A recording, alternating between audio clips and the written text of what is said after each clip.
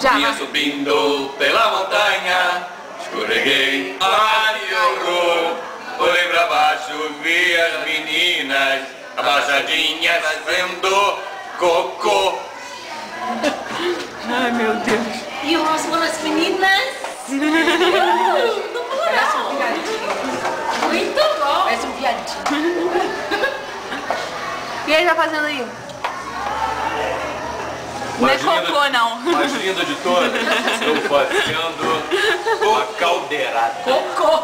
Não é cocô, não, né? Fazendo Caldeirada de quê? frutos do mará.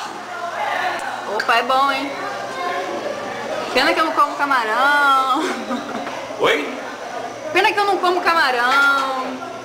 Mas tem um presidente aqui perto de vocês. Opa. Molusco. A Lula. Ô, Lula! Não é o Lula. É o seguinte, eu quero dizer a todos que estão presentes, porque nunca na história desse país se comeu um batata, um cururu, um sururu, ucupu, lá vai que pata. E a Dilma, hein, Lula? Nossa, queria Tem um vídeo ali dizer agora. Parecia uma foto. Que No na- vídeo ali agora tem o cabelo desse tamanho assim, Black Power. jura?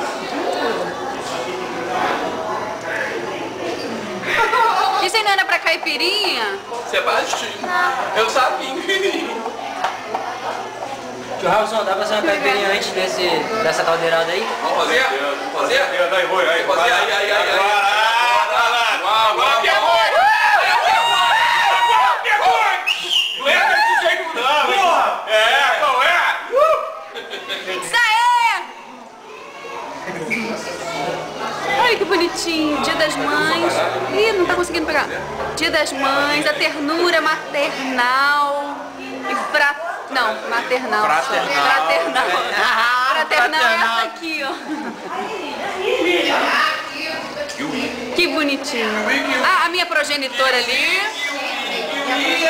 Progenitora, manda um beijo, progenitora. Vou pegar uns docinhos agora, tá? Tá bom.